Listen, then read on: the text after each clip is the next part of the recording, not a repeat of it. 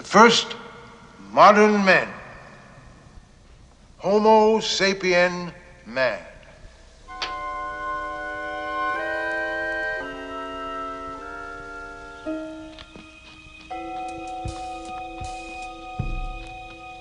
The first moments of tribe and community. A constant struggle for survival. But these primitive men were not prepared for it. They had no science to help them explain this giant's existence. In a time when ferocious beasts still dominated the land, this creature frightened even the bravest of the tribes and the hunters.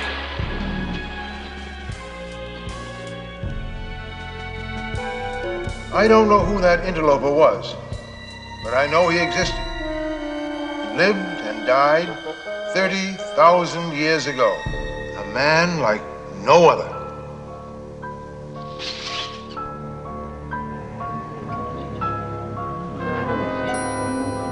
But the creature could be reconstructed from fossilized bone fragments. Well, if we find any fossil remains, yes. It'll be like putting together a three-dimensional jigsaw puzzle. Professor, what are the possibilities of joining the expedition? Oh, this isn't an amateur dig.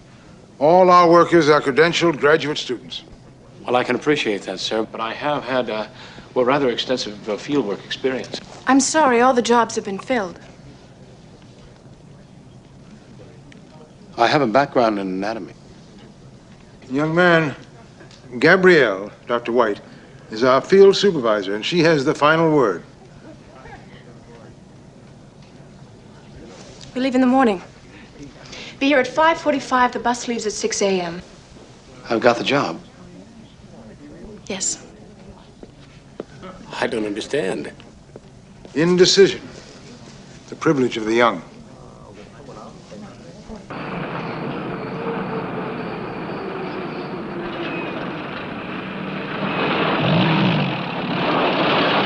You know, you were so anxious to join the expedition, but you never said why. Tell me, Mr. Barton. Just what lured you to this dig? You're so lucky to be able to work in these environments. You're right. I always thought that I'd work in hospitals. I was studying medicine. But one afternoon, a guest lecturer came to one of my classes. He spoke on the comparative anatomy between man and ape. 3 weeks later, I enlisted in the course of archaeology. Here I am. You know, I never got to thank him. I read that he died. But I never forgot what he looked like. His name was Dr. David Banner.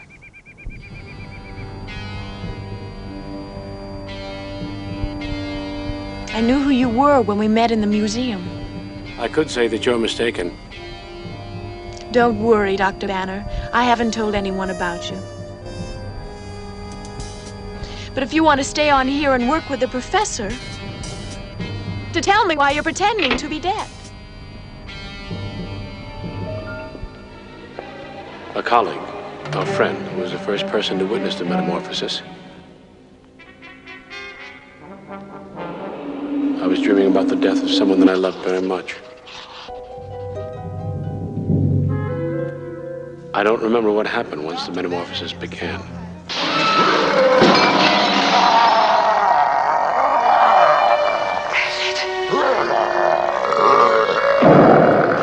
Oh my God. David? David, is that you?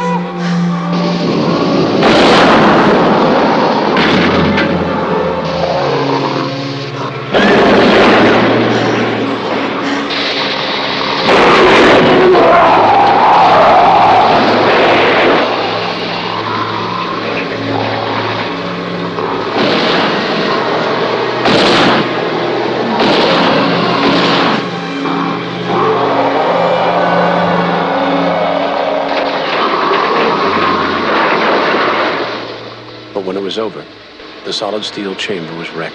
The lab was destroyed. And my friend dead. Ever since that night, I've been searching for a way to control the creature. Even if I did believe you, what could you possibly need from us? Why did you come here? Well, if you suffered from an affliction that you thought no one in the world ever had, and then suddenly you discovered that someone else had that same affliction in the past, wouldn't you try to find out everything you could about that person, regardless of how long ago they lived? And you're saying that this represents the metamorphosis you go through? I'm saying that it might. You see, a solar explosion, a supernova, might have created an excessive amount of gamma radiation. That's what happened to me, a gamma overdose. And the professor still might find evidence of even more mutants. Well, what are you going to learn from a few fossils in a cave drawing?